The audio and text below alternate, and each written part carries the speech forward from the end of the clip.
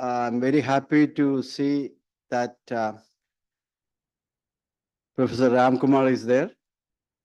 Yes. Okay. Good afternoon. Yeah. I think we now Professor Ramkumar. I think we are 3:30. We need not to We can wait. start. Yes. Yeah.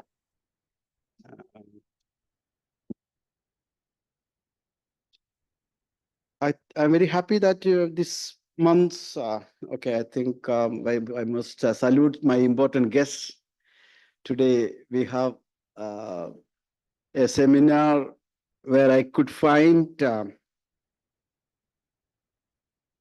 my colleagues are reflecting on a very important issue. Two of them are joining together. When two people joins, I become happy. And they are joining with an young scholar from Manipal Academy of Higher Education. He was an intern here. And this collaboration with an younger person makes me all the more happy. And I'm sure this is the way I see learning takes place. So the seminar, so far, if you go by the common indicators of learning, they have accomplished quite a lot. Okay, Professor Ramkumar, who is chairing the session, my esteemed colleagues who are presenting the seminar, discussant of the session, Mr. Srijit, and I'm also very happy that we have with us Sri Beju Ramachandran, who was formerly the district registrar. Why I consider him important is because we have learned a lot through informal interactions with Mr. Ramachandran, who visited us many times in the institute, and I personally had a number of interactions with him while preparing inputs for Kerala budget. And many of his recommendations were implemented by the Kerala government with its impact on revenue mobilization by the state. So I'm very happy that Mr. Ramachandran is here and my colleagues and students. My job is there's something called welcome. You know that you are always welcome. That one sentence is enough. I'm not going to speak more because there are so many speakers here.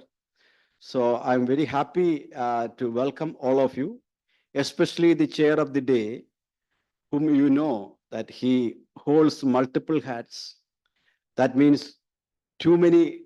I think his plate, whenever I look at, is always full. As a professor in a university with its own responsibilities, member of the state planning board, and a person who makes his thoughts available to wider community through very incisive journalistic writing. You know, all these, I'm sure, makes him all the more busy. Despite all that, he has kindly agreed to be with us. And we are especially thankful to you. And formal thanks will come at the end. But now I will welcome you to this meeting. Now we have the discussant, Mr. Srijit is a person, if I understand correctly, is groomed by the right side person is groomed by the left side person who is sitting. And I know they belong to the same tribe. And I welcome you. And at the same time, I would like to wish that let your tribe grow in our government departments. Thank you. And of course, as I said, I already shared my appreciation for my colleagues. And I'm very happy that all our PhD scholars are here and all my faculty members are here.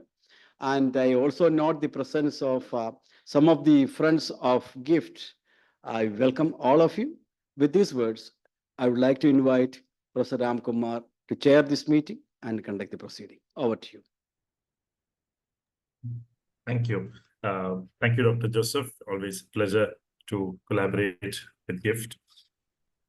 Good afternoon, everyone. It's a great pleasure to be here, to be invited to chair the presentation of this very interesting paper. Does stamps and registration fees revenue catch up with the performance of the real estate sector? Evidence from Kerala, India. This is a paper by Ashwathi Rachel Varghese, Menu Mohan, and Ajitesh Menon.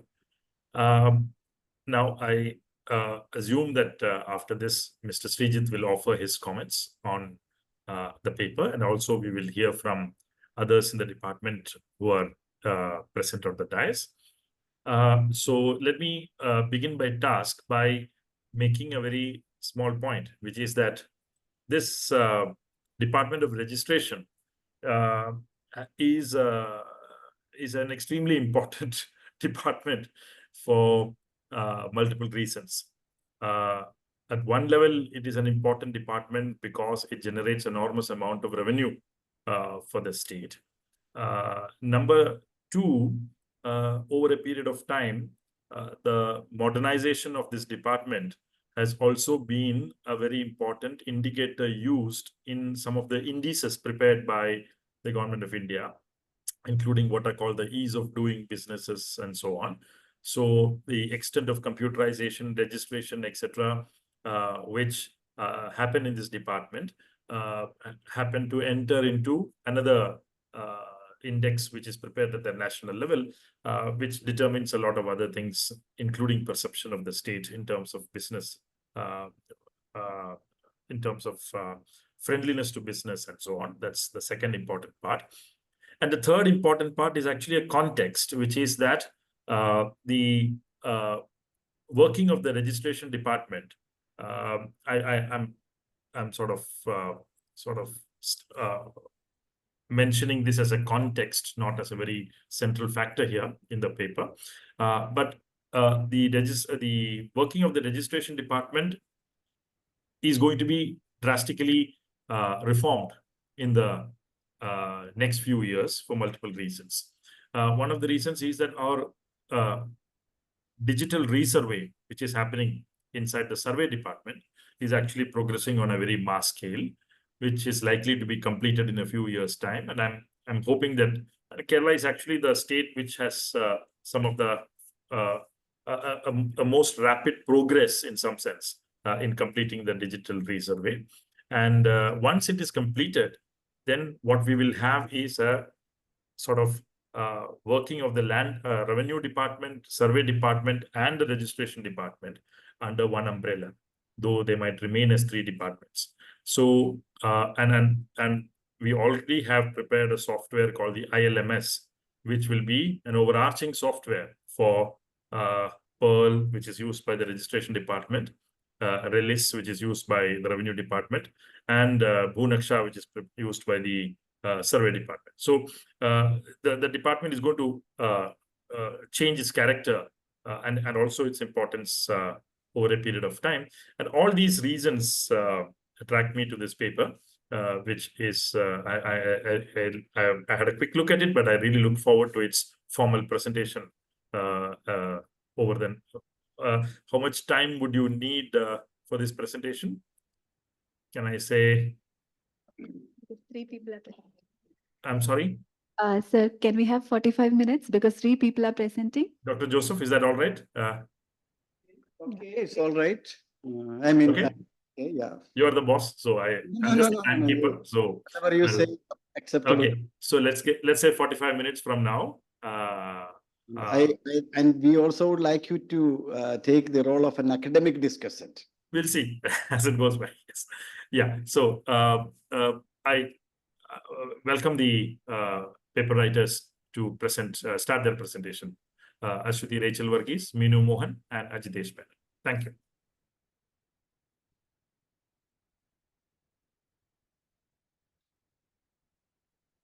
Thank you, sir. Very good afternoon to one and all. It's, as mentioned, it's a collaborative work with Dr. Minu Mohan, Faculty of Law here, and Mr. Ajitesh Menon. He was an intern here in the last summer. So basically, the topic which we are going to discuss here is about stamps and registration fee revenue in the state of Kerala, and what are the issues revolving around this particular revenue source, and what are the challenges that government face in mopping up this kind of a revenue, and how this revenue is moving with the real estate performance in the state of Kerala.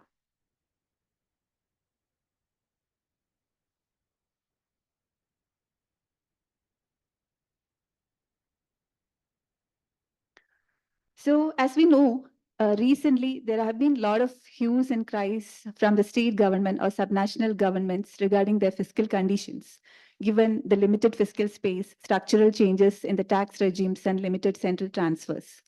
So mobilizing the own revenue, and especially the own tax revenue, becomes very much important for the subnational governments in India. So in this context, the components of own tax revenue become very much relevant. And as we all know that Kerala has been a front runner in mopping up this own tax revenue. And Kerala's OTR share in total revenue receipts is higher than all states average. Basically, when we look into the components of own tax revenue, we know that we have land revenue, stamps and registration fees, sales tax, excise duty, tax on vehicles, electricity duty, SGST, etc.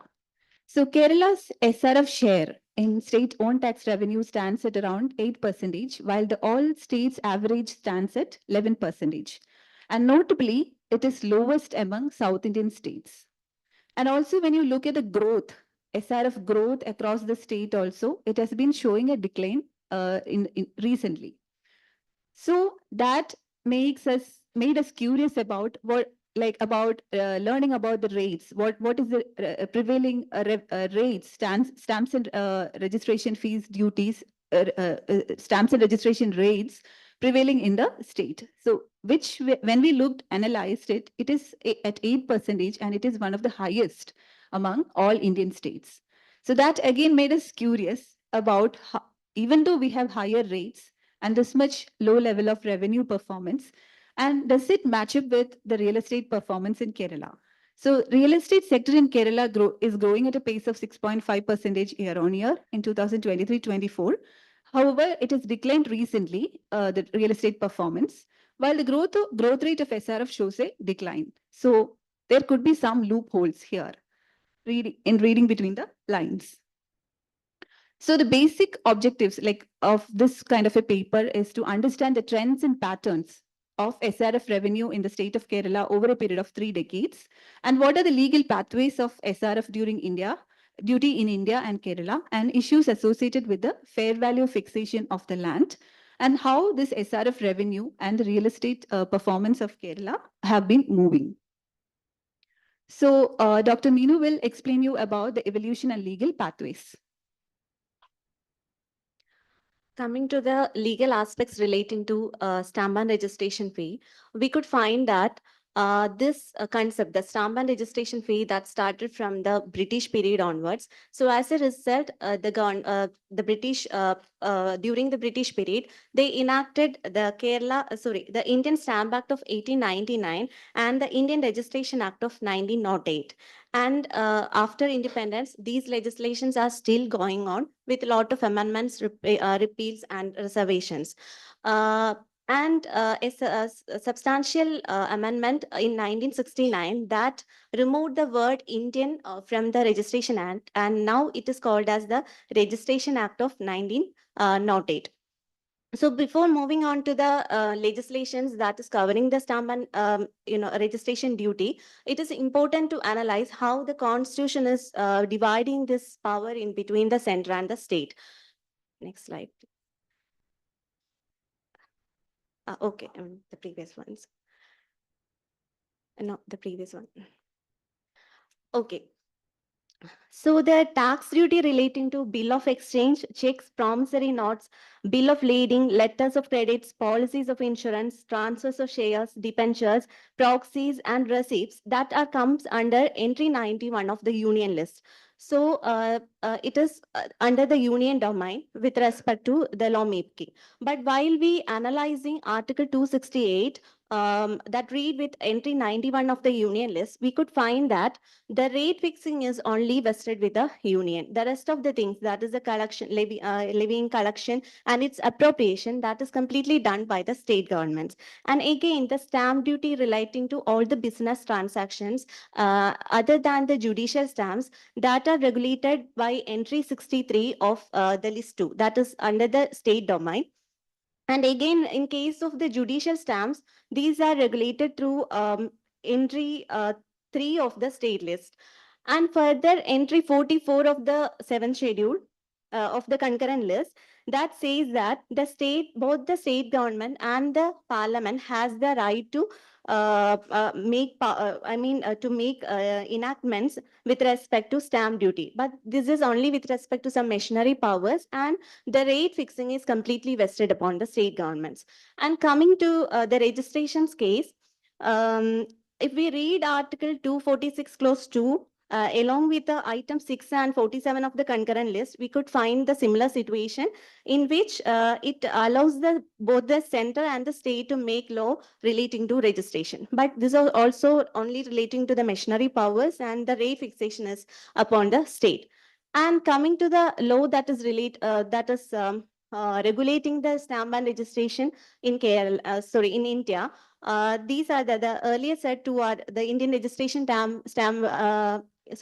Stamp Act 1899 and the Registration Act of 1908 are the laws. But as we already see, these are only the machinery powers relating to its collection and all. Every state law that is important with respect to its further analysis. So please, the next. So in Kerala, we have two important legislations that is relating to the Stamp Act and the Registration Act. The Kerala Stamp Act of 1959 and the Indian Registration Kerala Amendment Act of 1958. So coming to the Kerala Stamp Act of 1958, we could find that this came in the year 1959, and after that it was amended in the subsequent years. And it has 73 sections and 1 schedule. So this is the current law which is consolidating the law relating to stamp duty within our state. So this law actually prescribes stamp duty for different instruments which are specifically mentioned under the schedule. And those which are specifically exempted need not be registered as per this legislation. So currently the stamp duty, which is closely linked, or it is calculated on the basis of fair value of the land. And in case of immovable property transactions, the stamp duty is essential for completing the legal formalities, and only when it is duly stamped, this can be treated as a valid legal document. And the concept of fair value, if we look into this, we could find this was in the discussions early before the 1990 periods itself. So as a result, in 1991, the government of Kerala appointed one committee, that is the expert committee on the fixation of fair value. And as a result, in 1994, through the Kerala Finance Act of 1994, they introduced a new section in the Kerala Stamp Act, that is section 28A, and which says that the RDOs in the concerned area has the authority to fix the fair value of the land. And as per this section, the authorities worked, and in 2004, they came up with a draft fair value of the land. But due to a lot of public complaints and all, this process again delayed, and the final draft that came in the year 2008, and thereby in 2010, ultimately the fixation of fair value that happened in 2010. So this is the position with respect to Stamp Act and especially the fixation of fair value. So currently in Kerala, if we read section 28 along with the rule 3 and 4 of the Kerala Kerala Stamp fixation of fair value rules 1995. Excuse me. Okay. We could find that it is the RDO's responsibility, or through this legislation, the power is vested upon the RDOs to fix the fair value. That means it is purely within the hands of the revenue department. And in case of revision also, in 2004, an amendment that happened in the same act, and it inserted one new provision, that is section 28A, clause 1A, which says RDOs has to revise this fair value fixed in every 5 years by the direction of the government. So when the government directs, the RDOs has to perform so. So this is the position currently relating to Kerala Stamp Act 1959. Then coming to the Indian Registration Kerala Amendment Act. This came in the year 1958, immediately after the formation of the state of Kerala. And it repealed the earlier two legislations, that is the Indian Registration Madras Amendment Act of 1952 and the Indian Registration Travancore Cochin Amendment Act of 1952. So this is the law relating to registration and all, and especially it's section 17 that prescribes the agreements that's to be registered. That includes a lease agreement for a period of 1 year or more. So for a lease agreement which is not for a period of 1 year, that means for a period that is below 1 year, it need not be registered. So currently the registration department is the administrative authority for handling all these matters. And this department is overseen by the principal secretary of tax to the government. And this department is headed by the Inspector General of Registration. Further, this department is divided into 4 zonal officers, 14 district officers, and also 10 district registrars are there for audit purpose, and 315 sub-registry officers. And this zonal offices are headed by the Deputy Inspector General of Registration, and the district registrars are in charge of each district registrar office, and sub-registrar are heading the sub-registry offices. So currently the sub-registrar office is responsible for the services such as the registration of document, then issuing the encumbrances, issuing the certified copies of the documents, etc. And section 78 that prescribes for different fee for the registration of different documents as per government notifications. So this is all with respect to the law relating to stamp and registration in Kerala. Now I invite Ajitesh to explain the data source slide. Good afternoon, all. I'll be talking about the data sources from where we have collected the data. First, we collected the data from the finance account, the controller, the Manager General of India, data from 1991 to 24, gross state domestic product, real estate performance by Ministry of Statistics and Program Implementation. Could you please switch off your video? I think your voice is not coming properly. Maybe that Sir. bandwidth is good enough to support the video and audio, please. Is it good enough now, sir? Yeah, try without your use only the audio, not the video, right? Yes, sir. So I'll start again. The data sources where we have collected the data as follows. First, we collected the data from philosophy, diplomat and Manager General of India, dating from 1991 to 24. Look at the data from gross state domestic product of real estate performance, calculated by the Ministry. Please excuse. There is an audio problem, I guess. It's not getting clear. Is it clear now, ma'am? Because of your headphone or something? Earphones? Is it clear now? Can you speak again? Hello, ma'am. Now can you hear me? Now it's clear. Yes, ma'am. So I'll start again. So the data sources from where we have collected the data are as follows. Finance account of Comptroller and Auditor General of India dating from 1991 to 2024. Gross state domestic product of real estate performance by Ministry of Statistics and Program Implementation MOSPI. Population data was gathered from the 2011 census conducted by the Government of India.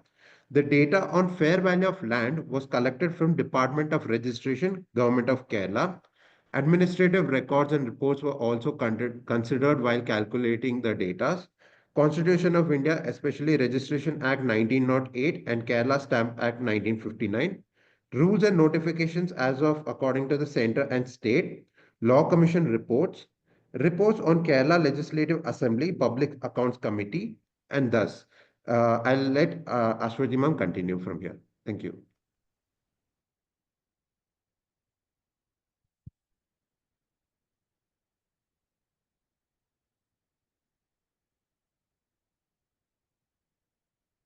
Coming to the empirical strategy, we have descriptive analysis for examining various issues related to fair value of land, and especially the disparities existing between the districts and across the districts, basically. And to analyze whether the SRF and your real estate performance is going together or not, we have deployed the ARDL approach. And as we all know that when this is one of the suitable approaches when we have limited observations and when you have mixed order of integrations. So moving on, more details about the SRF revenue part. So we have here the share of revenue receipts from stamps and registration fees as a percentage of states' own tax revenue, and across states comparison has been made. So we have divided it into three different phases. First is starting from 1991 to 2001, and second is 2002 to 12, and then 13 to 24, the recent one.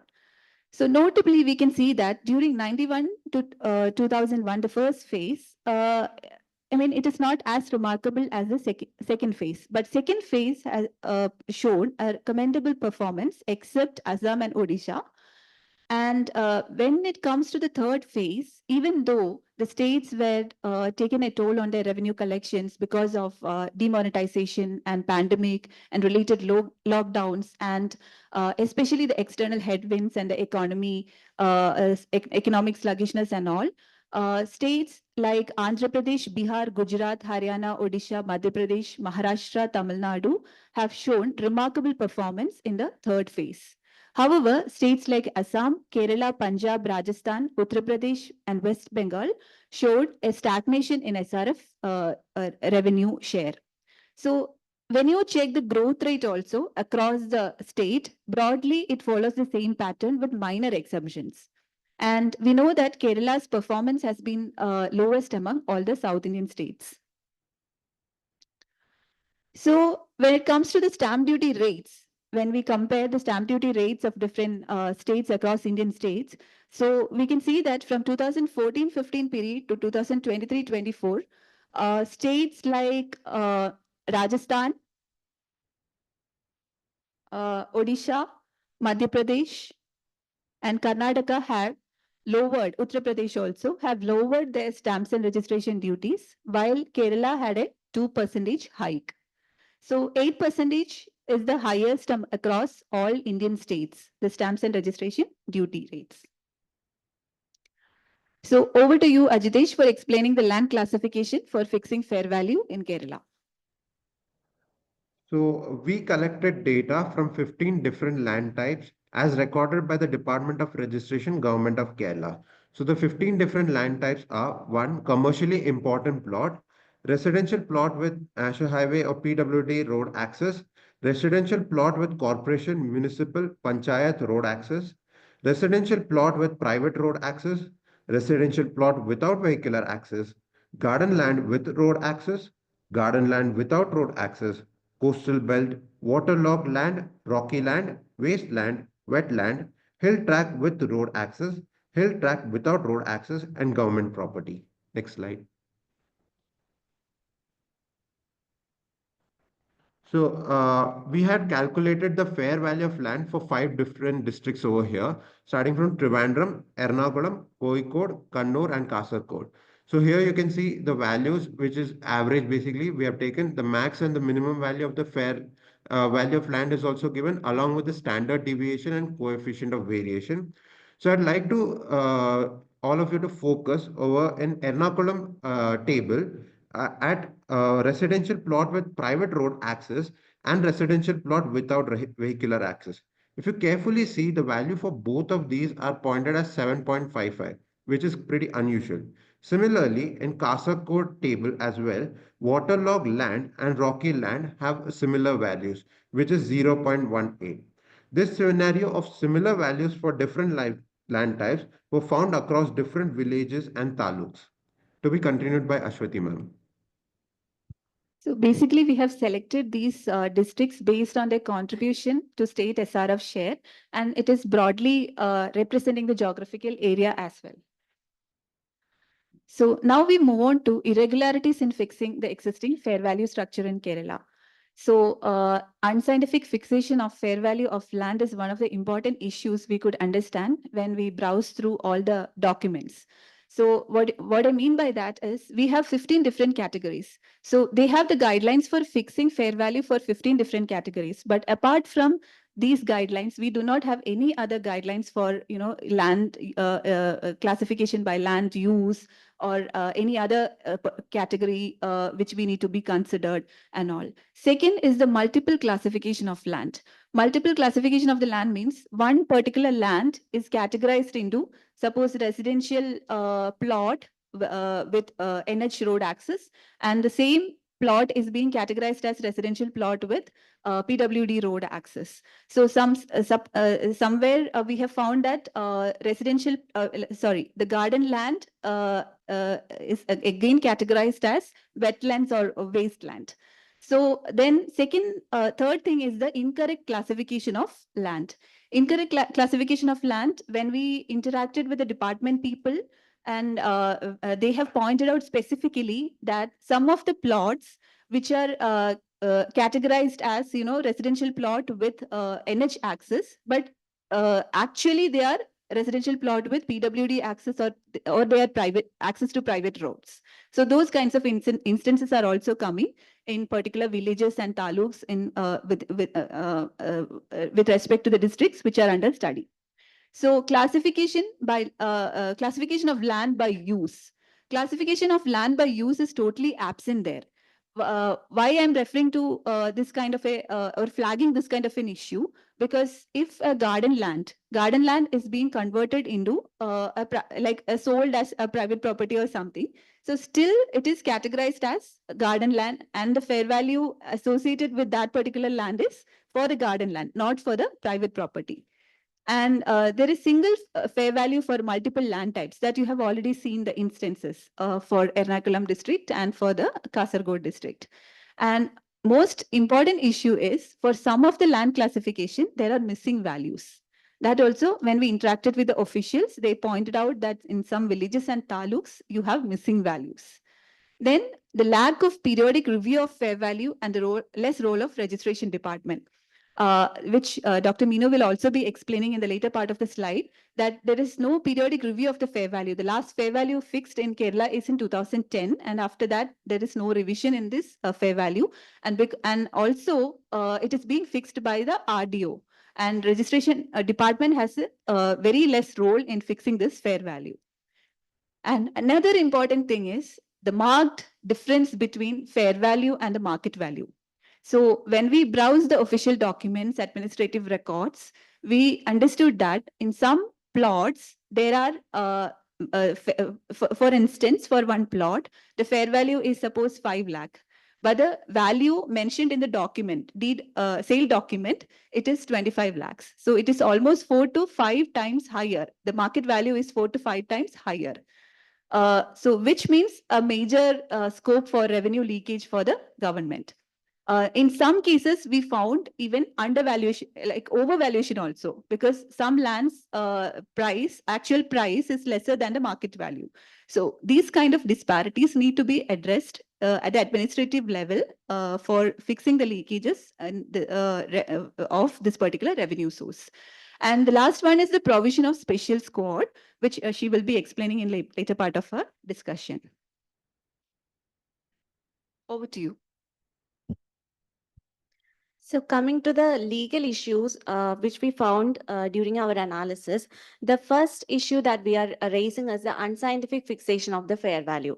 So as we already stated, the first fair value was fixed in the year 2010.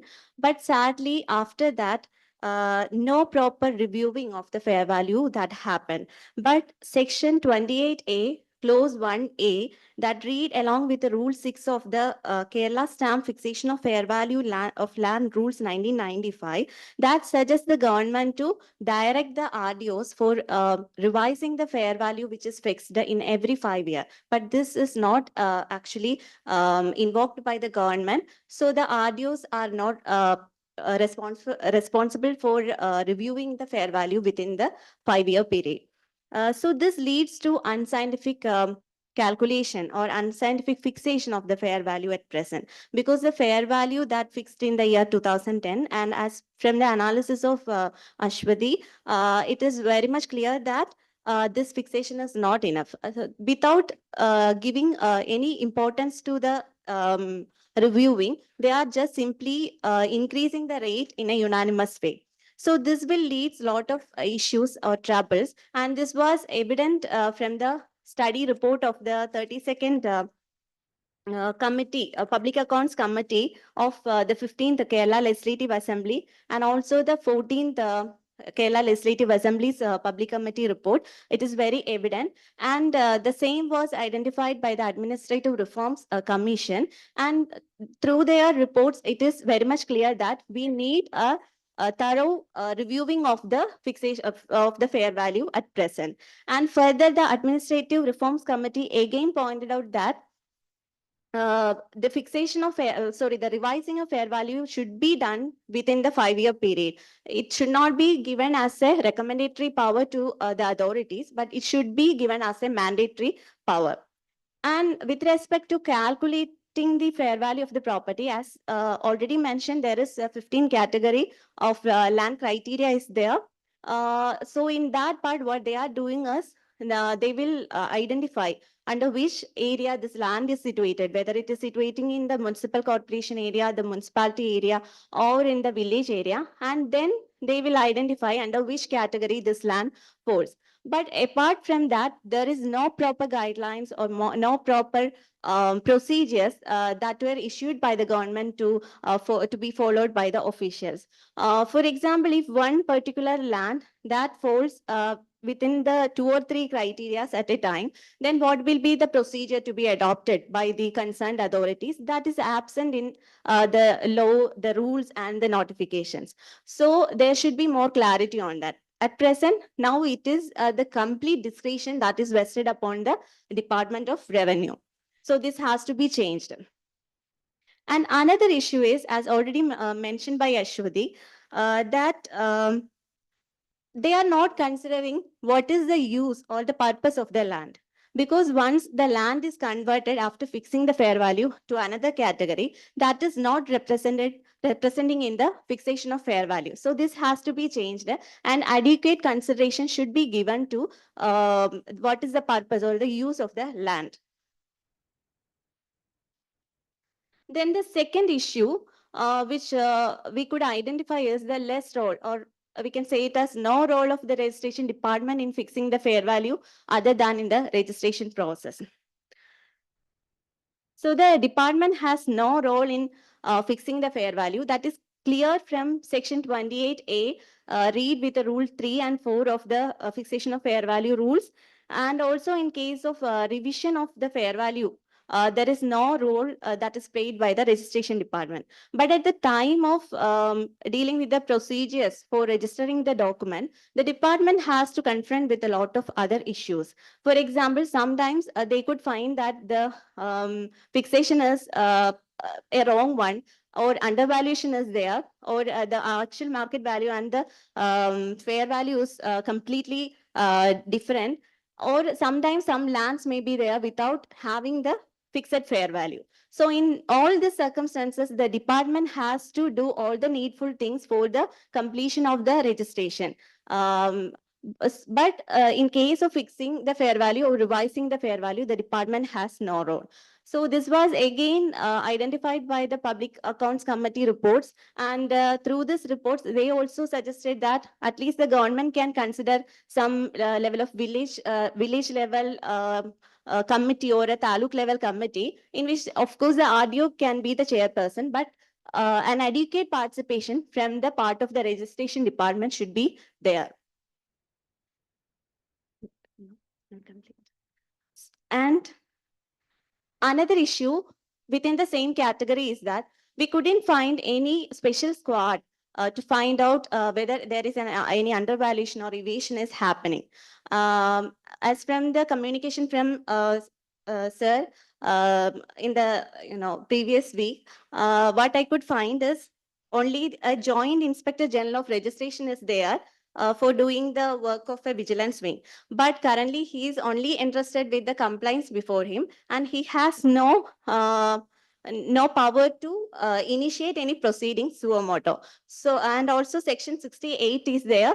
And as per section 68, now the district registrar, a notification in 1986 that entrusted the district registrar to deal with the matters relating to undervaluation of the property. But other than that, the inspection of the documents, booklets, registry, and other deeds and all, that is not actually done by any person. So this has to be changed, and at least a type of a special squad should be there for proper functioning and for finding out the evasion and other related issues within this area. Then the third issue is the ineffective enforcement of the Kerala Stamp Act 1959. For example, Section 33 of the Act says that any authority who has the capacity to receive these kinds of documents, I mean, the documents or deeds as evidence, they can verify whether this instrument is truly registered or not. But the current practice shows that there is no such cases that is reporting. And Section 34 insisting that if it is not duly stamped, then that can be rejected from the evidence list. And also they have the power to impound the document and to send it to the district registrar so that the further inquiry can be conducted by the district registrar. And again, another example is the improper implementation of Section 28A, Clause 1A, that is reviewing of the fair value system. And the fourth point is the ineffective provisions under the stamp and registration laws. As I already stated, these are the laws which came in the British period itself, and our Kerala law itself is implemented immediately after the independence. So after that, it got lot of amendments, repeals, revisions, modifications and all. So the current situation is many of the provisions are very weak or vague, so that the government has to come with a lot of notifications, orders to clarify this. And some of the provisions currently in this legislations are not enough to meet the current scenario requirements. So an immediate amendment is needed. For example, if we look into Section 17, Clause D, it is clearly mentioning that all the lease agreements for a period or more should be registered. But even the government departments, they are doing like a lease agreement is entering between the parties for some months, and after the period, they are just renewing it, so that they don't need to register it. So these all things has to be found out, but currently the registration department is not capable for finding out these kind of issues. So this has to be changed. And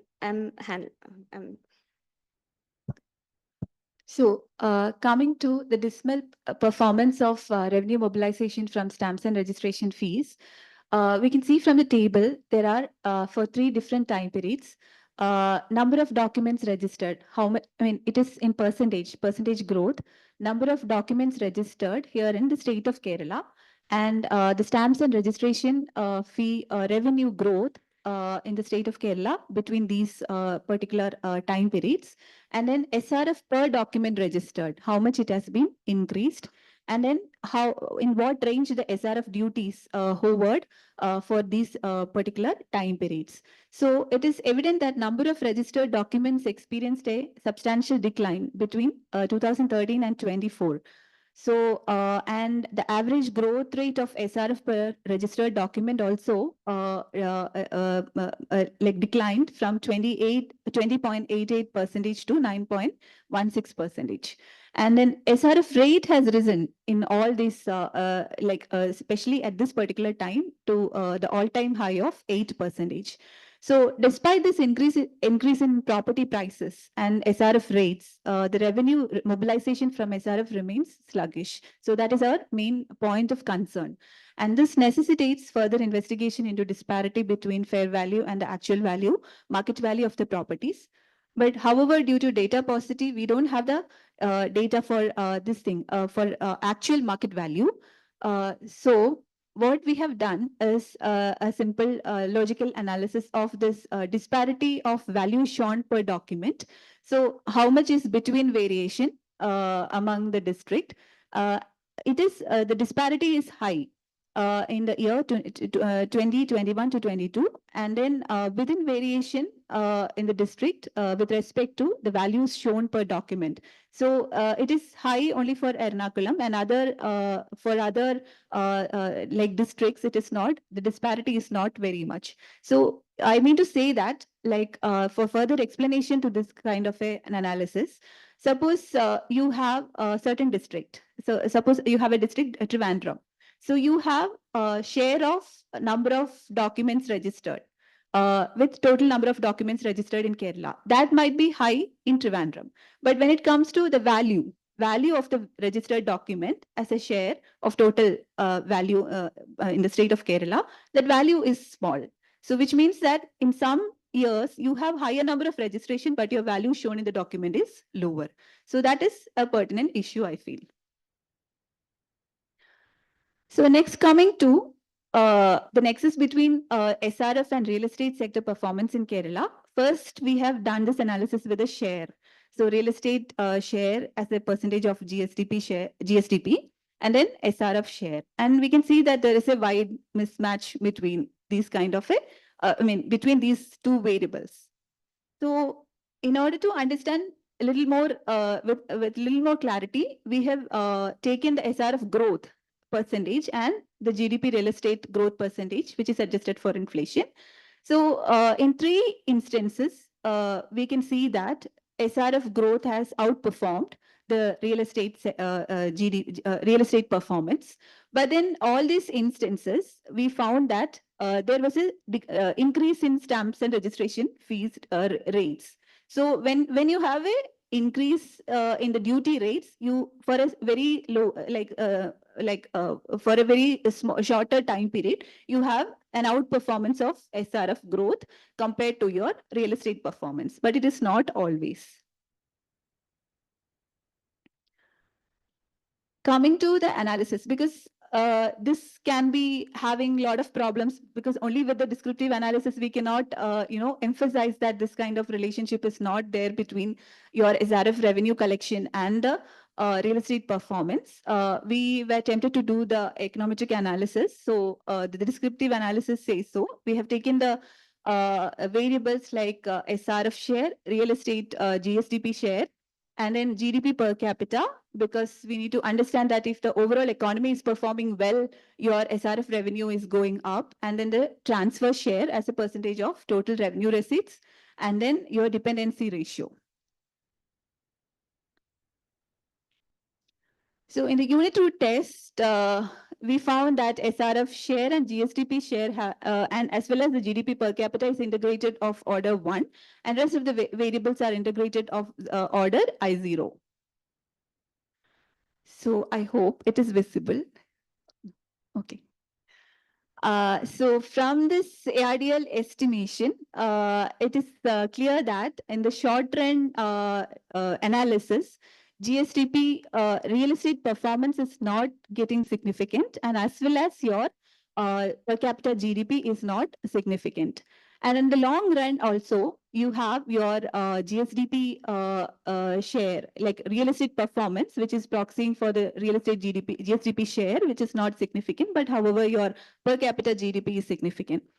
And we have done the respective diagnostic test and bound test as well.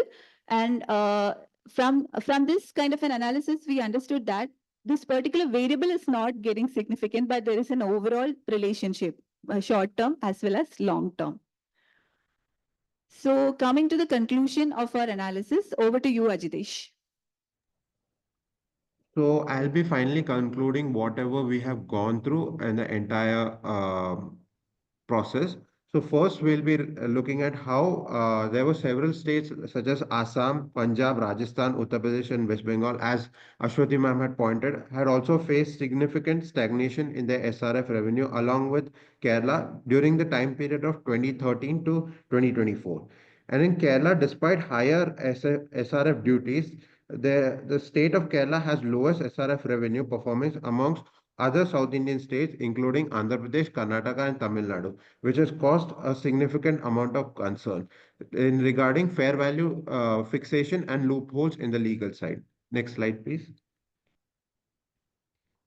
And for this, I'll be referring to the table which we had seen in slide 13. So first, we find out that the highest fair value in commercially important plot is seen in Trivandrum and Ernakulam districts of Kerala. Residential land consisting of all categories, Ernakulam has the highest value. Garden land with roads access, Ernakulam has the highest value. Coastal areas also, Ernakulam leads again. And overall, if we have to look at the highest fair values, Ernakulam district comes at the top. And if we carefully see the fair value disparity between the commercially important lands is pretty low, and amongst residential properties, it is very much high. Similarly, during the analysis, we had found several problems which include multiple and incorrect classification of land as referred to by Ashwati ma'am. There was single fair value of land for multiple land categories. There were missing values for a lot of different categories at various taluks and villages while we were going across data. And the lack of periodic review, as it was stated earlier, that the last time the data was collected was 10 years ago. In 2010, that leads to the question of whether the stamp and registration fees revenue is being updated on a day-to-day basis, and there has been discrepancy between fair value and market value as well, which is clear, and thus leading to a significant loss of revenue for the state government. Next slide, please. And despite the significant rise in property prices, the registration fees revenue has been stagnant, which shows that there is a disparity between the property prices and the stamp and registration fees. And also there is a huge viewable between distinct variation between districts when compared within the between the districts when compared with within district variation. And the variation in Ernakulam district is highest when compared to all other districts. Also, we found out that there is a weaker correlation between SRF and real estate performance while conducting the data. Over to Ashwati ma'am. So the empirical analysis also testifies the fact that Kerala's SRF revenue is not particularly aligning with your real estate performance. So therefore, I think there is a room for policymakers to investigate these kinds of issues and fill the gap and where exactly the loopholes are existing. So we could only point out the loopholes existing in the present situation. So given the dwindling share of central transfers to the state of Kerala, and it is highly important to bank on mobilizing this kind of revenue resources and thereby increasing the SOTR further. Over to you, Meenu. So there is an urgent need to fix the fair value based upon the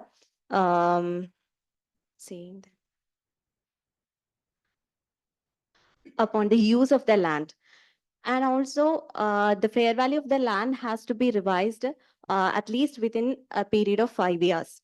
Then along with the RDO, the registration department's involvement in fixing and revising the fair value is important. And because the criteria under section 28A and rule 4 are very general, there should be certain special guidelines of procedure. If we are again strictly adhering to this 15 criteria, there should be more guidelines and procedures for determining the fair value of the land. And a coordination and cooperation among all the departments are required for the proper implementation of the stamp and registration laws. And in our opinion, a special squad in the registration department itself is necessary for finding out the disparities in and the tax evasion. With this, we are winding up this presentation. Thank you. Thank you. I must say that was really spot on time. you stopped right at the 45th minute. So that's congratulations for that. I didn't even have to remind you even once. You may please stop sharing the screen. Yeah, thank you. Thank you for the very interesting and meticulously analyzed paper that you presented. Before I invite the discussant, Mr. Srijit, for his comments, allow me to make a few points as Dr. Joseph appeared to insist in the beginning. My points are rather broad in nature.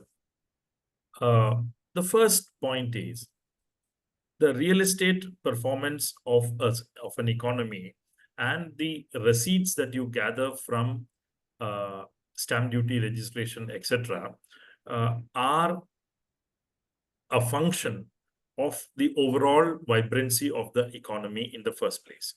So usually in a consumption-oriented, remittance-driven economy like Kerala, we have seen in the past that transactions, particularly high-value transactions, and also in terms of volumes, have been higher in periods of more rapid economic growth in general.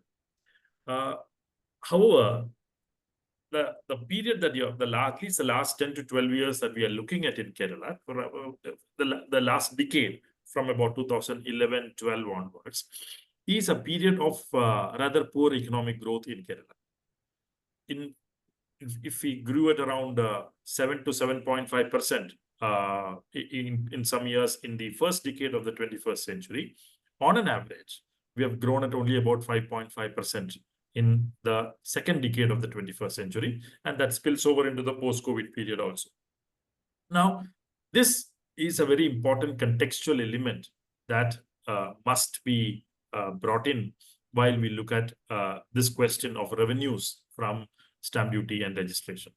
In an economy which is dependent on these kinds of revenues, and when that economy grows slowly over an extended period of time, will the extent of activity in those sectors be slowed down as a result? And will that result in a revenue fall naturally? So that is a question that I was thinking about when I read your paper in the morning, as well as when I was listening to you today. So I would like to hear from you whether you want to make a linkage or a sort of bring in some sense, this question of overall economic growth and its slowdown in Kerala over the last decade into your analysis in some form. Number one. Number two is that there have been, as your own paper points out, I expected that at some points in your paper, you would at least review other studies or make your own assessment of two things. One, what has been the impact of the last fair value revision that we had between 2008 and 2010? Can we make an assessment of whether it was successful or not? That is again something that I would have expected you to, in some sense, speak about in your presentation, or at least cite some studies that are available to throw some light on that. The second important change is, of course, changes in stamp duty and registration rates themselves, from 6 to 8%, as you have pointed out. Now, in stamp duty, the rest is registration. So there have been changes in the rates over the years. So maybe there is a scope for a before and after analysis here in some form with respect to these rate changes, with respect to these fair value changes and so on, and also make an assessment of whether how successful they were in increasing revenues of the state exchequer. So this is the second point that I felt you could have sort of analyzed in your paper, spoken about a little bit in your paper, which are very important. Now, coming to a few others, relatively minor issues, the one big difficulty that I have in your analysis is your indicator of real estate performance. Now, your indicator of real estate performance is derived from the GSDP estimates, as I understand from your paper, on construction, vagera, which are in no way a real or accurate indicator of how the real estate is performing. Why would you expect the cement sector in Kerala to perform well when most of the cement used in construction in Kerala comes from outside Kerala? Why would the GSDP from that sector be high? Trade would be high, but not necessarily, if you had taken some GST estimate of some of this, I would have understood. But you have taken a GSDP estimate of activities in these subsectors of the economy. And I'm not very sure if that can be called an indicator of the real estate performance in Kerala in any form. In fact, when you have a very straightforward indicator of the number of registrations that are available from the registration office, why do you go for a roundabout indicator of kind of an index that is derived from GSDP subsectors? You can simply take nobody is going to buy or sell anything without registering. So the number of transactions is available as a volume number for you in terms of performance. So why do you want to take another indicator which is not quite a real indicator of the performance in the sector? Is my third important question for you. Now, the other important, fourth important point that I wanted to make, and I think this is the last point that I wanted to make, which is that you have a figure 1 in your paper, which actually shows that the share, and underline the share of stamp duty and registration, SRF as you call it, in the overall revenue receipts of the state has fallen in as time passes by. Now I don't think that's surprising at all, because revenue receipts consist of states' own taxes, states' own non-tax revenue.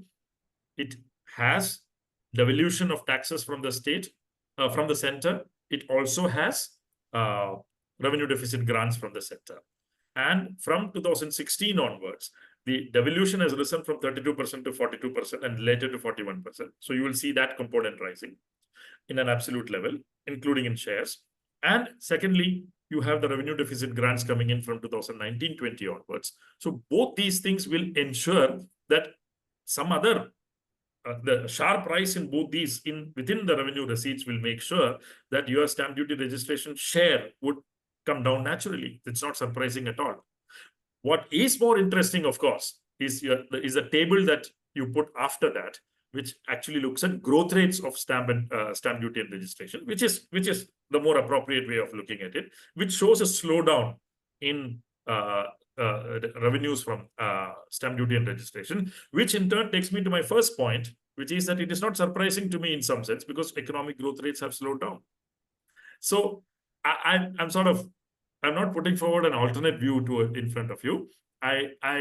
These were some thoughts that came into my mind when I was reading your paper and I was listening to it. Although it's a very interesting, I learned a lot from the paper, primarily in its discussion on the history of the department, the law, the legal framework of the collection of stamp duty, revenue, and etc. I mean, there were things that I did not know. When I learned enormously on those aspects from the paper. But when I was reading, and it also makes a very fair point about fair value. And I completely agree with the point that you make there. It has been a very contentious issue in Kerala for an extended period of time.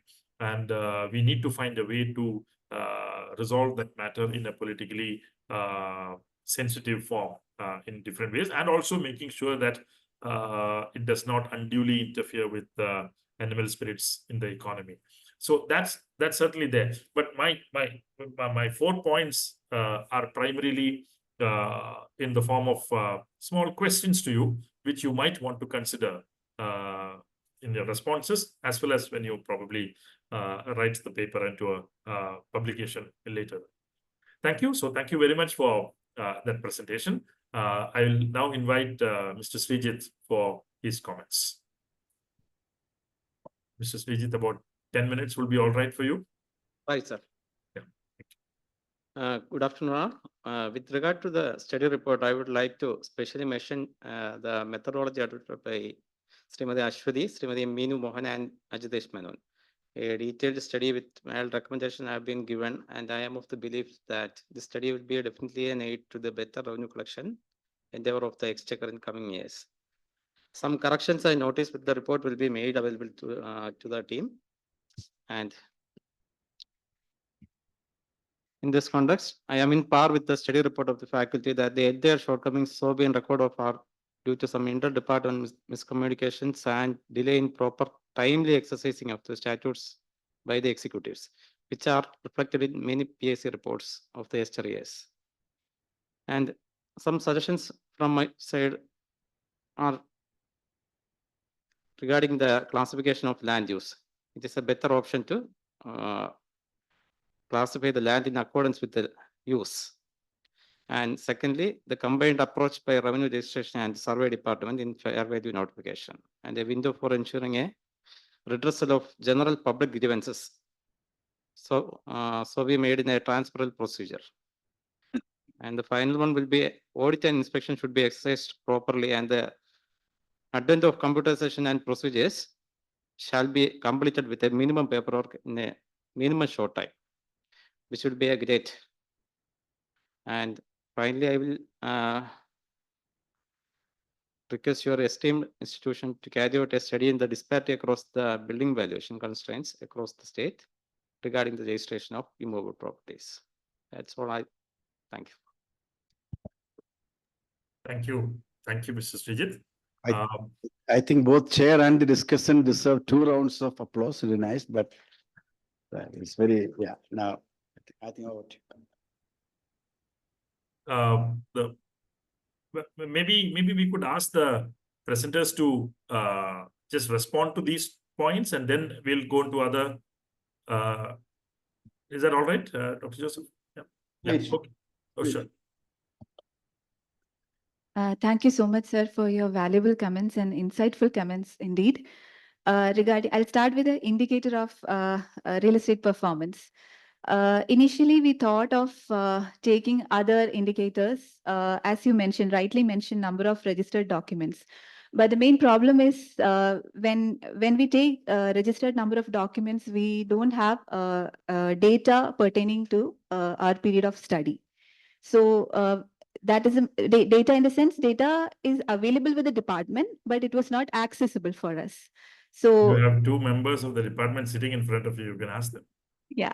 So only for a limited period of time, we got the data, and that was the main reason that we did not go ahead with. And more particularly, when we take the number of registered documents, we can do only it for Kerala. So we have an idea of, doing an interstate analysis also. So considering that point, we thought we will take a near proxy of the indicator of real estate performance, which is nothing but other studies have also been used, which is the real estate part of the GSDP. And I understand all the shortcomings that you mentioned when we take this kind of an indicator, but we will definitely think about it when we develop it as a publication or something. And second thing regarding the share of SRF in state-owned tax revenue. So basically, we have taken here stamps and registration revenue as a share of state-owned tax revenue. So we haven't considered it as a share of revenue receipts altogether. Yeah, SOTR. And then coming to your point on impact on of last fair value revision before and after, which is very much important, which we did not think about it. We will definitely try to analyze that one. Maybe that is more insightful, like the before and after analysis would be more insightful for this kind of a study. And I understand that the real estate and the receipts, what we are garnering from these kinds of revenue sources are a function of overall economic performance. But as a peripheral analysis of other states, we understood that even if the overall India's economic performance is not very good, some of the state have fared well in SRF revenue collection. So that is the point where we thought that, how about it for Kerala? So that was a justification behind doing such kind of an analysis. Thank you, sir. Thank you. Thank you. I think you're right. I think on figure 1, I stand corrected. I mistook your denominator to be the revenue receipts and not the SOTR. You're right. Sorry for that. May I now invite Mr. Ramachandran for his comments and followed by other participants for their comments. Thank you. Sir, good evening. First of all, thank you. Thanks, my sincere thanks to Joseph sir to give me an opportunity to be here in front of you. Sir, actually, we had a lot of homework with Ashwati ma'am and the other guy, Minu ma'am, regarding the fixation of fair value of the land. I just want to note 1 or 2 points, because during the year 2010, when the fair value has been fixed by the government, we, the registration department, have been made alert to find the missing survey numbers of the land, which is, I hope it is there in our offices. So it might be very easy for the revenue people to go through that data and fix the land value. So I think if this process has been initiated, the discrepancy regarding the fair value fixation can be solved easily.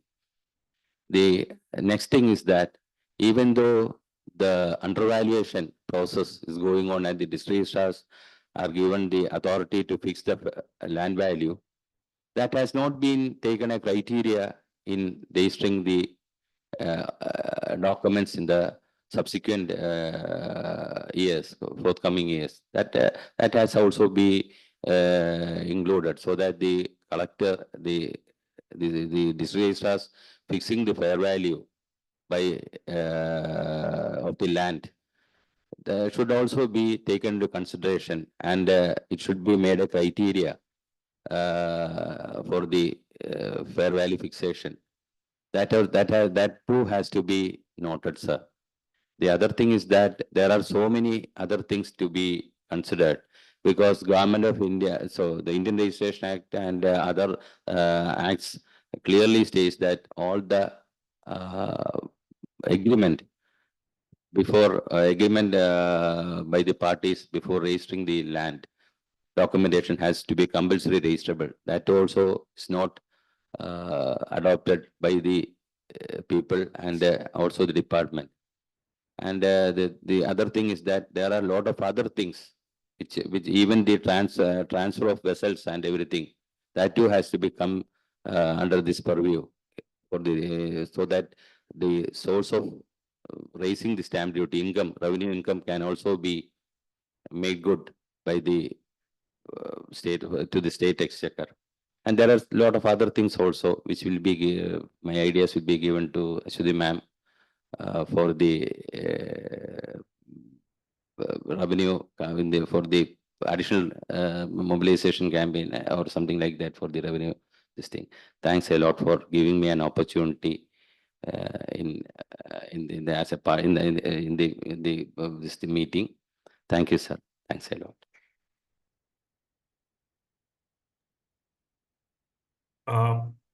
Thank you, Mr. Ramachandran. I would like to open it up to the audience for other questions. Dr. Joseph, maybe it's more convenient for you if you can coordinate it from there. You can see people and you can. You have the audience view here. You will I know, but you know, facing the yeah, hand. of course, I'm No, happy to do that. No problem. Now there's no hierarchy here. I am the last person.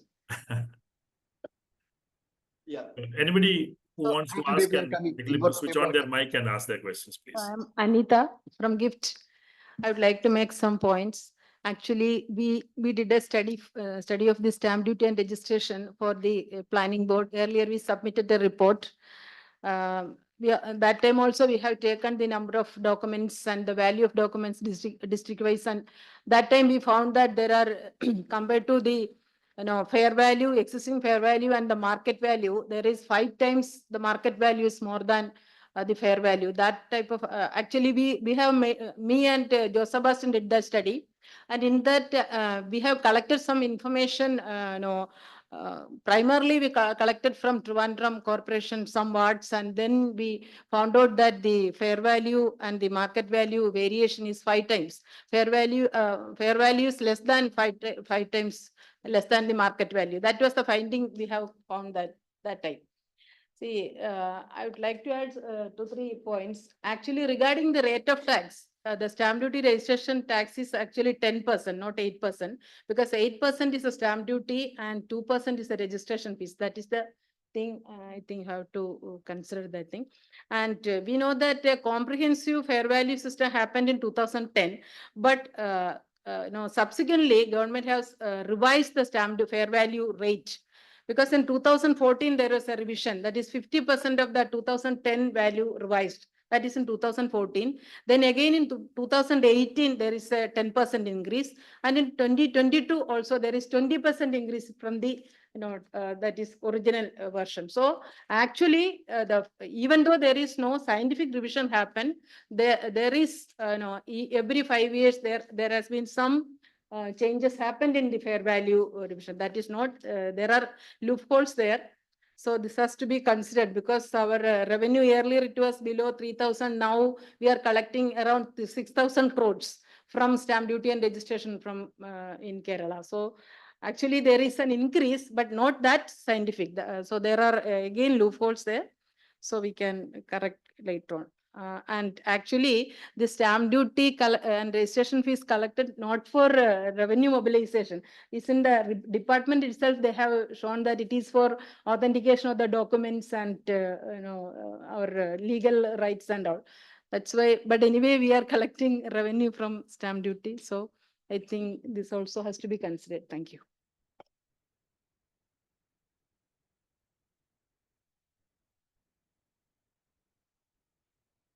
Normal row here on the right side. Always putting in left view, but sitting on the right side.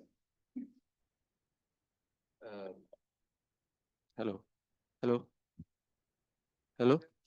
Fine. Hi. First of all, let me congratulate the presenters, because they have tried to bring it in a very interdisciplinary perspective of incorporating both law and economics in a way. But I would like to flag off a couple of issues that you can think of, revising the paper. So the first thing is with regard to the stamp and registration fee, maybe because you didn't show it the registration fee also. Because if you're taking the last 3 decades of stamp and registration fee thing, I think this is the period where there has been a substantial change in the structure of the taxes itself. So earlier it was stamp duty, registration fee, and maybe surcharges. Then after 2010, again an over, kind of thing by the fair value kind of thing. So maybe you can have, that division might be much more, useful than the 19 to 2000, 2002, these kind of 3 decades kind of thing. Then regarding the rates across the states, if you're looking the rates across the states in India, I would say Kerala leads the way, but then the revenue is not accruing from these high rates. And primarily also, the reason why fair value was introduced at that time, the general saying was that the market value was not captured here. We are under-reporting the market prices to a great extent. So even the idea of registration department is to at least collect 50% of the market prices as, in the form of this thing. So I think that thing has to be taken into consideration. Then finally, I would like to bring out the point that if you're taking the whole case of stamp duties and registration fee, and you're trying it to link it with real estate sector, might be a problematic issue, because only 45 to 55% of the old stamp duty and registration fee are from property transactions. So the number of transacted things that is shown in the stamp and registration fee is, maybe 50%, so which may not be showcasing the true character of the real estate sector in a way, because the chitties and lot of other documents registered is also part of that thing. Then finally, to the point that was highlighted by Professor Ramkumar also. So if you are trying to link it with the case of real estate sector again, the number of, I mean, or the stamp duty and registration fee may not be showcasing some bit of, I mean, some relation with the overall economy or even the real sector itself, because of the question of the animal spirits, the question of speculative thing. Because when the economy may not be performing anything, but at the same time, if there is a lot of speculative activity within the land, and the land market will be showing a different picture. So it can be the other way also. When the market, I mean, so the economy is booming, but the rates are so high, then the stamp duty and registration fee may not be having that much highest thing in the thing. And finally, to the question of technology, I hope that you might include something in your comments, because nowadays, if you're taking the case of all, I mean, this was highlighted by Professor Ramkumar also in the beginning. The question of digitalization of the records, the question of GIS being incorporated into the fixation of stamp duty. I mean, even how the records can be are taken up across, I mean, the states. And I think the department is going to launch kind of software or kind of, I mean, some packages so that you can digitalize and using even the GIS kind of thing, so that I don't know, maybe that technology, that thing also should have been at this. These are not, I mean, to degrade your work, I would say this is a brilliant work in effect, but these things should also be taken so that it can be a pull from kind. Thank you.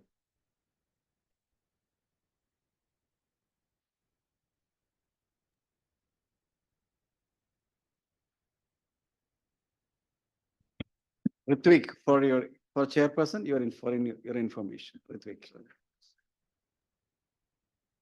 Ritvik is a PhD scholar here.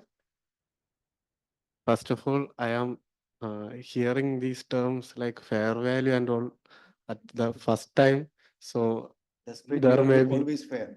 So there may be some conceptual misclarifications in my analysis, in my question.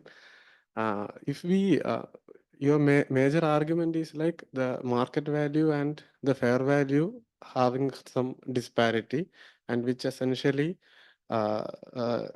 translate into the undervaluation, and it will lose our revenue and all.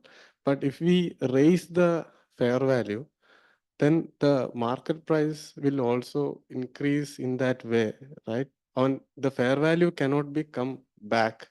And in Kerala, we know that our land, there is no commodification of land happened, but financialization of land happened, which essentially caused the land intensive things unprofitable. And also, can we raise our fair value as much? That's my first doubt.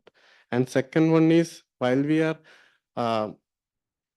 incorporating, or we find the relationship between the real estate sector and the revenue performance, what extent the informal real estate sector there? And I'm not that sure, like in GSDP calculations and all, the informal real estate sector will also be counted, maybe undervalued, but that is also be there. I don't know. So these kind of questions may arise. If the informality is that much there, then we cannot expect a revenue in pair with, right? So these are my humble questions. Sorry. I think no humble question should remain unanswered. Chair, I think please intervene. Yeah, I'm sure everybody is speaking with humility, so it's not a problem. Don't worry. If the questions are done, can we request the presenters to comment? Oh, sorry. So I have a single doubt, because you said the rate revision has happened, right? And you have made the decadal comparison between the revenue performance too. So can we have any causality running from the rate hike to the changes in the revenue? Because because in a normal taxation theory, a tax limit or a tax rate beyond a tolerable limit will be the one thing which is going to hurt the performance. So whether there are any causality running from these two words, because that can be taken as an indication for how the sector is performing. That is one point. So, and second thing is, you are comparing the states, like the share of stamp duty and registration in the on-tax revenue. So, but there may be the difference between the fair values of all these states. Like the fair value of land in a corporation area in Maharashtra may not be the same for the fair value of land in corporation area in Kerala. So basically, when you are calculating the tax, the revenue from a particular plot will be the tax rate times the fair value, maybe. If we are taking the transaction as absolute transparent thing without any words. So the difference in the fair value itself may be the one causation that can be pointing towards a difference in the tax collection. So how can we, incorporate, or how can we adjust for the differences in the fair value before making the comparison, or how can we factor in the differences in the fair value of the lands while we are making the comparison of the on-tax revenue shares, because that can be a point towards a comparison. That's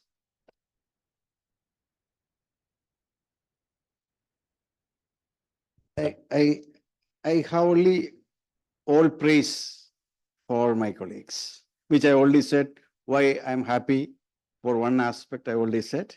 Now, by sitting here, I think you have brought in another aspect which you deserve appreciation, because you have got the revenue officials here, the university government connect, not university, academia government connect, which is sadly missing. In fact, I wish some of my finance department people were coming and sitting here. So to know what's happening in these kind of buildings, that kind of connect is sadly missing. I'm very appreciative of you bringing two important people from our revenue department and this revenue department. Yeah, government. I mean, they are government, important people. In fact, the whole inquiry in their case, in essence, came with, I would like to see that you did it because of your own reasons, and I'm not taking any credit. Couple of years ago, we gave a report on sectoral wise to the government, how Kerala fares with respect to different tax and non-tax revenue items. Each faculty was working independently on that.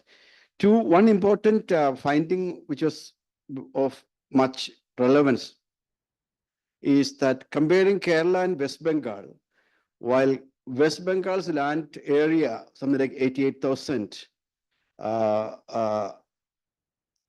is only 2.5 times that of Kerala, 32,000. Their land revenue collection from Kerala was almost 5 times, if I remember correctly.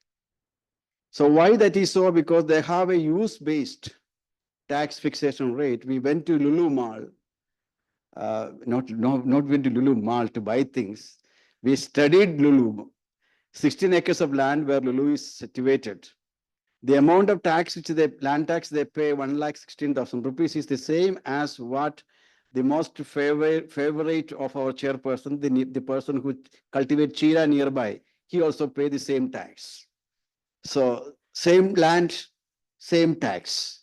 What the purpose the land which is used, when I'm here, we are raising a Miyawaki, which is truly indicative of a commitment. I pay same tax as somebody who does dirty things on land. So what I'm trying to say, this is something which induced us to look into these kind of aspects. So you are taking the agenda in a very, as the discussants and the chair, right, all the said in a very appreciative manner.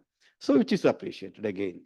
But now coming to some of the aspects, like somebody already said, so for example, to Vartex, because you are all living, see, these youngsters are in a very, I would say, in a very troubled spot.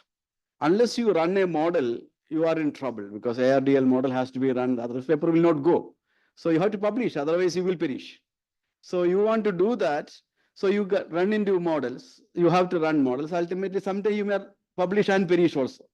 So the point I'm trying to say that if I were kind of in your place, since a chairman, an agriculture expert is sitting here, I would have gone back to your common sense of Minas Vaidyanathan model, the area effect and the yield effect and interaction effect.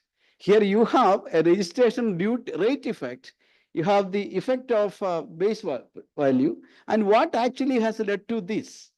Or I would have gone for a shift share kind of simple analysis. But doing that, we should actually ask whether two variables are they, how do they, to what? When you are expecting a correlation between these two, when you are getting into RDL model, you assume some kind of a relationship, whatever it is. But that relationship, are they? Because already our dear friend already said that it's only 45%. And whole lot of what you see in the total thing is explained by other factors, then you may not be getting an appropriate statistical result. But this is not to belittle your work, but I would like to say that one should try to, you could perhaps try a little bit more of a simple statistical, descriptive statistics and simple analytics. Then you can say that, okay, I want to test further. Then I want to go for that. So I would have been really, had the rate been what it was, what would be the revenue here? So that's what I'm asking question, the rate effect and the fair value effect, the interaction effects, a multiplicative model. So naturally you can think about that. So something like that. So I'm not saying that what you have done is not wrong, but because you are under compulsion, because I think this you generation, I pity you people. In fact, I have a lot of sympathy for you. I were in your place, I would have done many more regressions, like what Saleh Martin said, I ran 110 million regressions. He said only 1 million, I would have done 10 million regressions. So you are also doing that. But lot of appreciation from my side. Thank you very much. Now, I think your reply and yeah.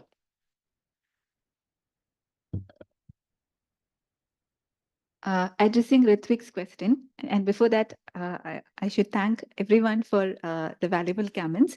And addressing Ritwik's question, yeah, when you raise the fair value, is there a possibility of putting the value which is unreasonably higher in the document?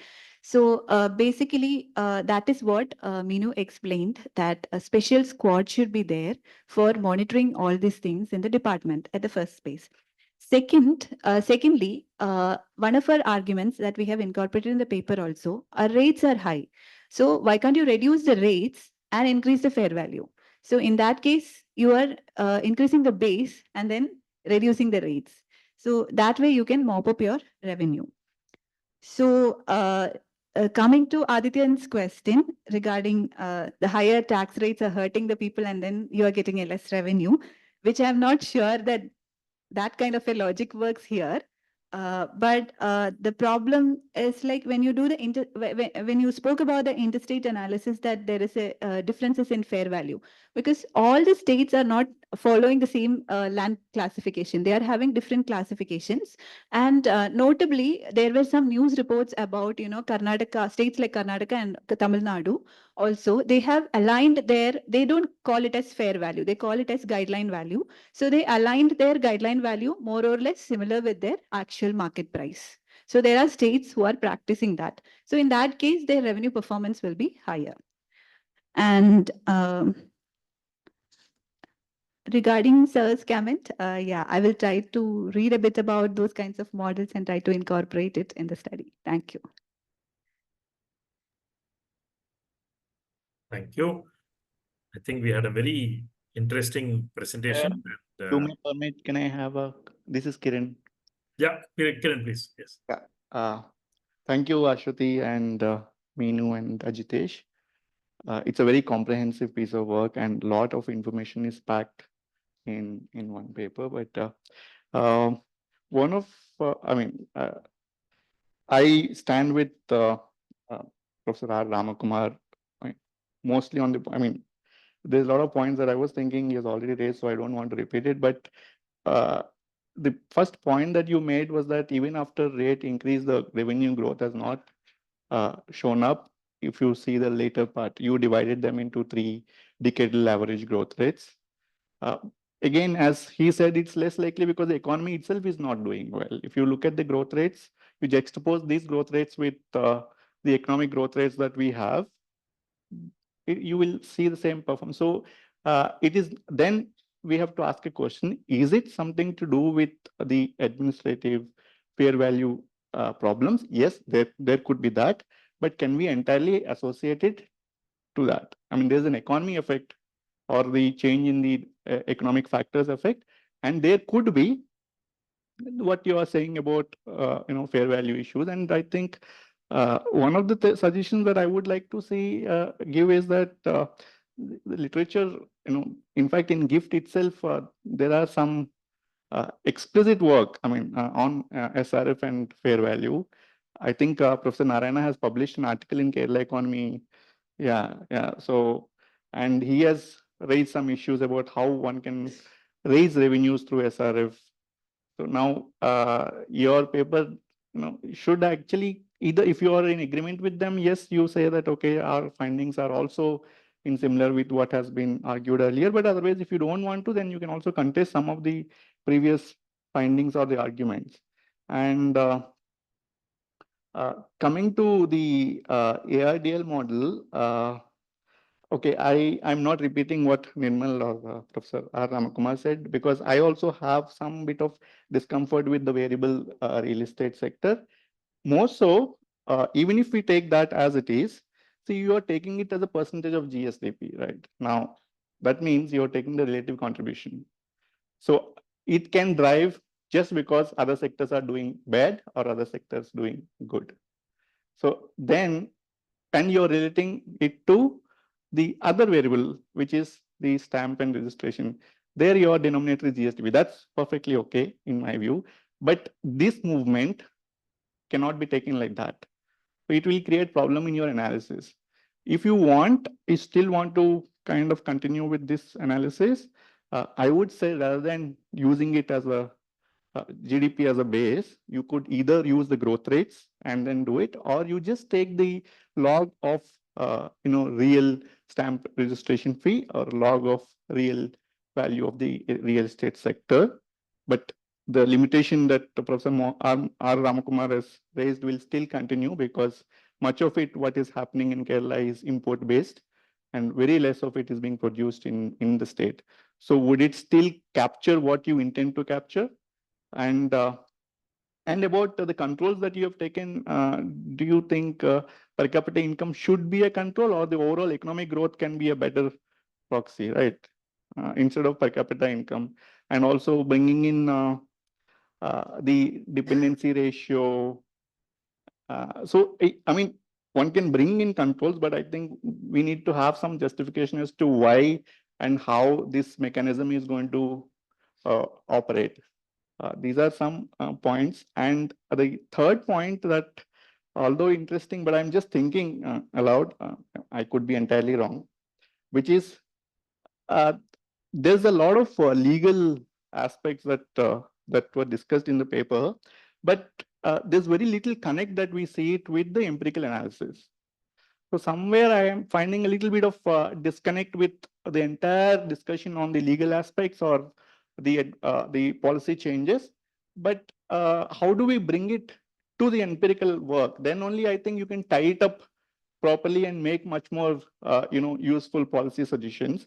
But otherwise, at the moment, if you want, you can maybe separate this out into two papers and then keep one as a clear critical discussion of the legal changes that have happened over the years in this sector, and keep the empirical work as it is, and then develop this further.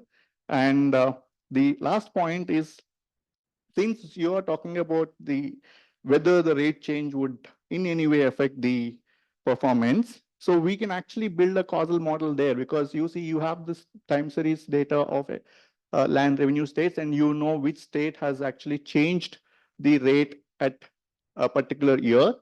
That means because you already have other controls which could possibly affect your outcome variable, that is land revenue, and states that have gone through this rate change and states that did not go through a rate change.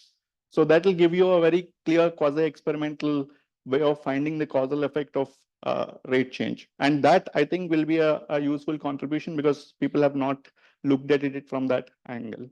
I'll stop here, but all my appreciation for the very comprehensive work you have done. Thank you. Thank you very much.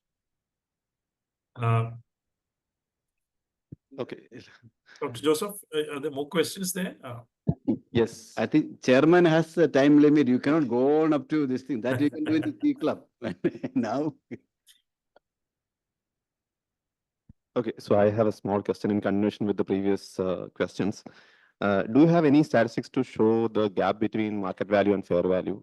And then are you guiding your empirical results to say that for the fair value fixation, market value should be a consideration? In that way, you are directing or you are ending up as a policy suggestion, or you're directing in another way. So that link you can build maybe, because now in some of the discussions, this market value should be a key consideration for the fair value consideration. That discussion is coming up. So for the policy side, as a policy discussion, you can end up, concluding with this aspect. And in some of the papers, I read that Karnataka's fair value fixation has some, we are keeping Karnataka model as the best model for the fair value fixation and all. So you have any comparative perspective on fair value fixation that can also be part of your discussion? Thank you.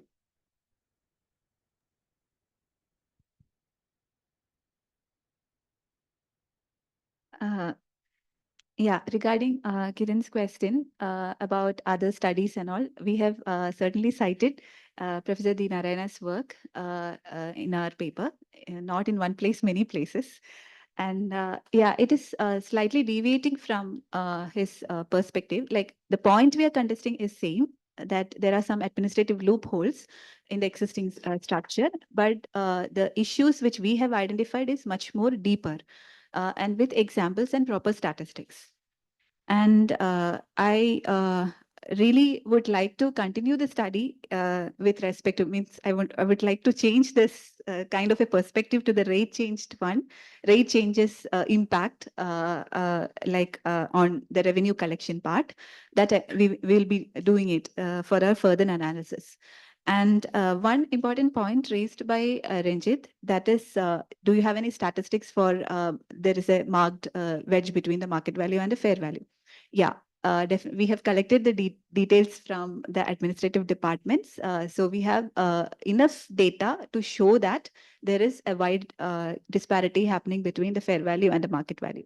Regarding the Karnataka comment, I already commented, I guess, because they are aligning their fair value. They call it as guideline value, aligning it with their fair value. And they are not raising their rates also. From the chart, you could understand that almost 1.5% lower.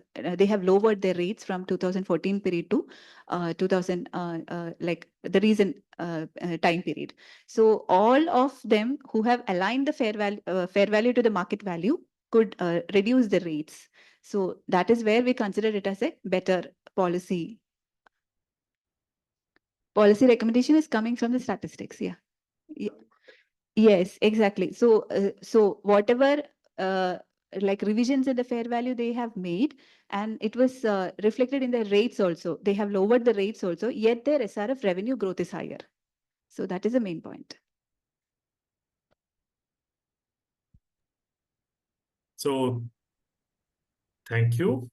I think that concludes a very, very interesting discussion on the question of stamp duty registration and revenues from there, from those heads in Kerala.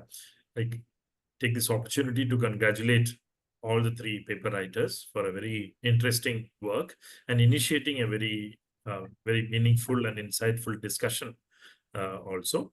And I also thank Dr. Joseph, representatives of the registration department, as well as the faculty and students of GIFT for having participated so energetically in the discussions. It was a very, very meaningful, very educative, and very insightful session.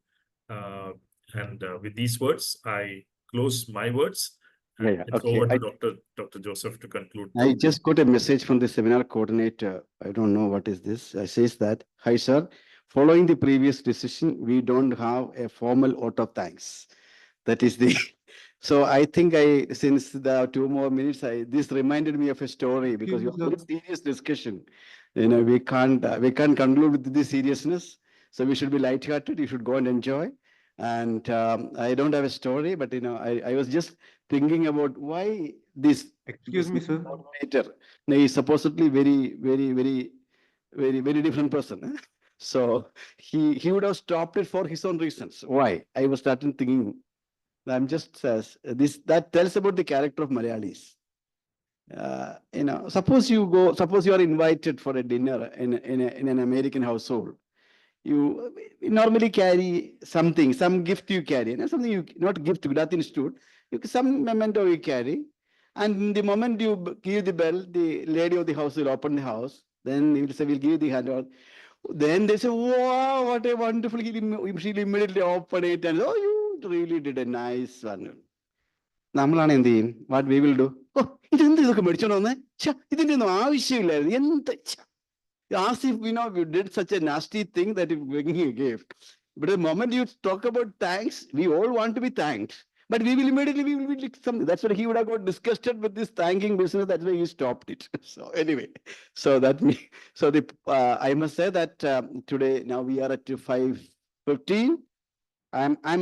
There's no doubt in the room or either in the cyberspace that we are intellectually much better off at 5:15 as compared to 3:30. So thanks to our presenters and of course discussants, and more importantly our chair. I think we really enjoyed, I think, and also I think there was a very good participation from the students and faculty. And see, kindly don't take this as anything on you. You should catch all these characters on the road here, come back with the answers, take this seriously, and in seminar you have what is the underline of the seminar notice? Deliberate to learn and differ with respect. We deliberate and we have learned today, and there are differences, let us differ with respect.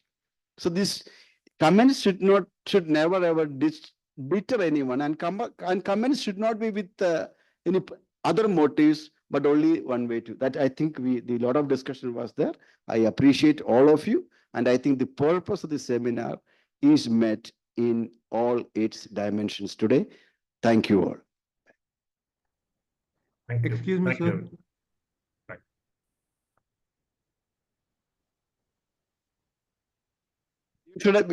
We should have offered you at least a cup of tea, right? Yes, God.